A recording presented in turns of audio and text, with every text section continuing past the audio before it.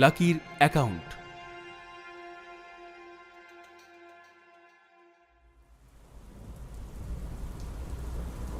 মেসেজটা পড়ার পর লাকির মুখ অঝোর বৃষ্টিধারাতেও যেন সূর্যের মতো উজ্জ্বল হয়ে উঠল। কিছুটা মোহের মধ্যেই চলে গেল সে। হঠাৎই তার মনে পড়ল ছোটবেলায় দাদুর কথাগুলো। লাকির বাবা মা যখন মারা যান তখন তার মাত্র 2 বছর বয়স।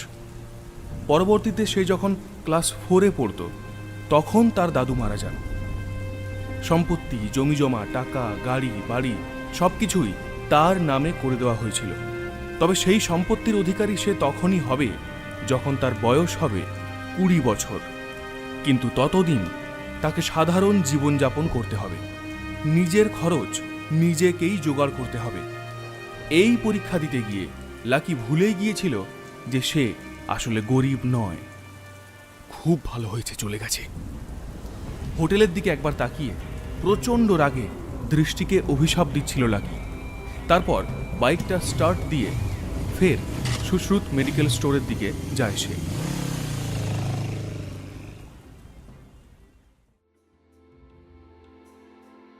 পরের দিন সকালে ঘুম ভাঙতেই কোনো ক্রমে ছেঁড়া প্যান্ট আর জামা গায়ে গলিয়েই শহরের সব থেকে বড় ব্যাংক নিউ সিটি ব্যাংকে পৌঁছে যায় লাকি। এই ব্যাংকটা যে কলকাতার শুধুমাত্র সব থেকে বড় ব্যাংক তাই নয়, এখানে কেবল শহরের সব থেকে ধনী ব্যক্তিরাই টাকা রাখতে পারেন, অন্য আর কারো অনুমতি নেই। এখন সেই ব্যাংকে যারা যান তাদের বেশভূষা, গাড়ি সবকিছুই টপ ক্লাস হয়, অথচ লাকি সেখানে যাচ্ছে সাধারণ ছাপোষা হয়ে। ব্যাংকে পা রাখা মাত্রই মাথাটা ঘুরল তার। নজরে এলো নিচে পার্ক করা কয়েক কোটি টাকার কিছু গাড়ি। সে মনে মনে ভাবতে লাগলো এই গাড়িগুলির মধ্যে একটা তারও হবে, একদিন সেও ব্যাংকে আসবে আর ঠিক এই জায়গাতেই গাড়ি পার্ক করবে। তবে তখনও যেন বিষয়টা তার কাছে দিবা স্বপ্নের মতো লাগছিল। গাড়ি থেকে চোখ সরিয়ে এবার আসল কাজ করতে ব্যাংকের ভিতরে গেল সে। ব্যাংকে ঢুকতেই সে মনে মনে ভাবল, কোথায় ওষুধের ঘ্রাণ আর কোথায় এই সুগন্ধ। একটা গভীর নিঃশ্বাসে যতটা সম্ভব সুগন্ধটা ধরার চেষ্টা করল। ব্যাংকে প্রচণ্ড ভিড় চোখে পড়ে তার, আর সাথে নজরে পড়ে সকলের পরনের দামি জামা কাপড়। আসলে তার ভাগ্য রাতারাতি বদলে গেলেও তার বেশভূষা তো আর বদলায়নি। সে সেই একই পোশাক পরে এত বড় ব্যাংকে এসেছিল যা সে সাধারণত তার কাজের জন্য পরত।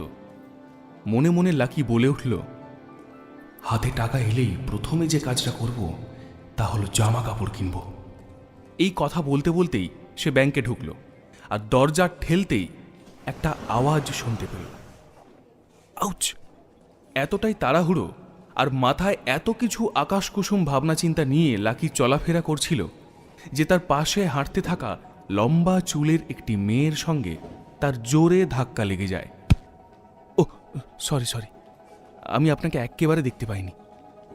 মেয়েটি এত সুন্দর আর দামি জামা কাপড় পরেছিল যে তাকে দেখেই মনে হচ্ছিল ধনী পরিবারের মেয়ে। তাই না চেয়েও যেন সরি বলার সময় লাকির হাত মেয়েটির সামনে জোর হয়ে গিয়েছিল। কিন্তু মেয়েটি লাকির ছেঁড়া জামা কাপড় আর চেহারা দেখে যেন কিছুটা অবাক হয়ে গেল।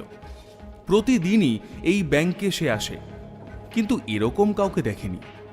রেগে গিয়ে লাকির দিকে তাকিয়ে মেয়েটি বলল, কেন দেখতে পাননি কেন? চোখের সামনে একটা জলজ্যান্ত মহিলাকে দেখতে পেলেন না?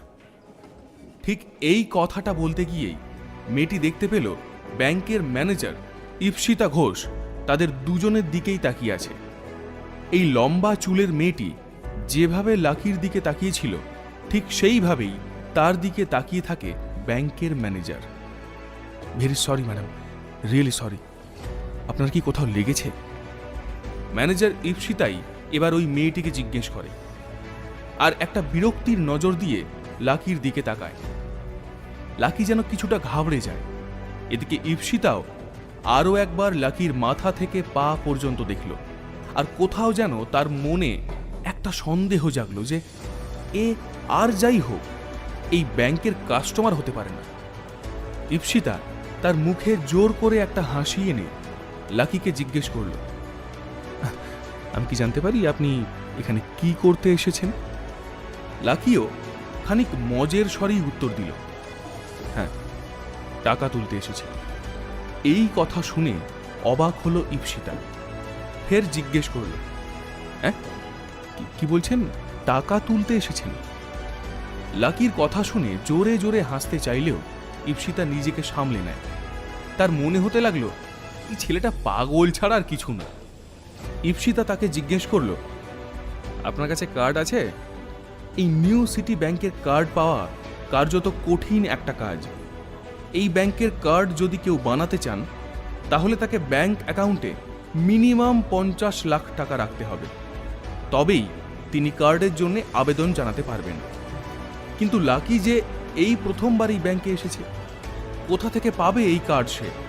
তাই ম্যানেজারের প্রশ্নের কোনো উত্তর তার কাছে ছিল না। ঈপ্সিতা আরও একবার তাকে জিজ্ঞেস করলেন, আমি জানতে চাইছি আপনার কাছে কি কার্ড আছে? ঈপ্সিতার আসলে লাকিকে উন্মাদ ছাড়া আর কিছু মনে হচ্ছিল না। না। এবার ম্যানেজারের প্রশ্নে সপাটে জবাব দিল লাকি। এদিকে ওই সুন্দরী মেয়েটিও এই প্রশ্ন শোনা মাত্র হা হা করে হাসিতে ফেটে পড়ে। এবার ঈপ্সিতারও মনে হতে থাকে ছেলেটি সম্পর্কে এতক্ষণ সে যা ভাবছিল তা একদম ঠিক। এমন সময় ওই মেয়েটির বাবা সেখানে আসেন আর বলেন, চল মা, এবার বাড়ি চল। ওই লোকটার হাতে কিছু কাগজ ছিল। লাকি সেটা লক্ষ্য করল, সঙ্গে এটাও দেখল যে ওই ব্যক্তি দামি স্যুট পরে রয়েছেন। তখন ওই মেয়েটি ব্যাংকের ম্যানেজার ঈপ্সিতার হাত দুটো ধরে বলল, দেখুন ঈপ্সিতা, রাস্তার লোকজন যদি এভাবে আপনার ব্যাংকে ঢুকে পড়ে তাহলে অন্য গ্রাহকদের হয়রানি হয়, তাদের নিরাপত্তা নিয়েও প্রশ্ন ওঠে, তাতে আপনার ব্যাংকের ভাবমূর্তিও নষ্ট হয়। আশা করি ভবিষ্যতে আর এমনটা হবে না। এই কথা বলেই ওই মেয়েটি তার বাবাকে নিয়ে ব্যাংক থেকে চলে যায়। ঈপ্সিতা ওনাদের গাড়িতে তুলে দিতে গেল এবং বলল, আজকের ঘটনার জন্য very sorry, please take care Koel madam.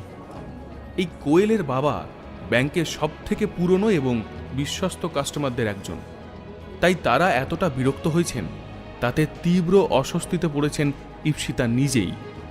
তাঁরা যদি এই ব্যাংকের অ্যাকাউন্ট ক্লোজ করে দেন এবং আশা বন্ধ করে দেন তাহলে হয়তো ঈপ্সিতার চাকরিটাই চলে যাবে। আর এই সব কিছুই হয়েছে এই ছেলেটির কারণে। সে ব্যাংকের ভিতরে ঢুকছে আর বলছে, যত তাড়াতাড়ি সম্ভব এই পাগলটাকে এখান থেকে তাড়াতে হবে। এই ভাবনা নিয়েই যখন সে ব্যাংকের অন্দরে প্রবেশ করল তখন দেখল লাকি সেখানে আর নেই। তখন সে মনে মনে বলতে লাগলো, আরে কোথায় গেল ছেলেটা? অদ্ভুত তো। এখন এই ছেলে যদি ব্যাংকে অন্য কোনো কাণ্ড ঘটিয়ে বসে, এই চিন্তা থেকেই ঈপ্সিতা তার সন্ধানে এদিক সেদিক তাকাতে থাকলো, কিন্তু তাকে তো কোথাও দেখতে পেল না। যাকগে, বাঁচা গিয়েছে বাবা, এরকম একটা লোক বিদায় হলেই মঙ্গল। এই কথা বলতে বলতে নিজের কেবিনে প্রবেশ করল ঈপ্সিতা। দিনের প্রথম ফাইলটা ঘাঁটতেই মনে হলো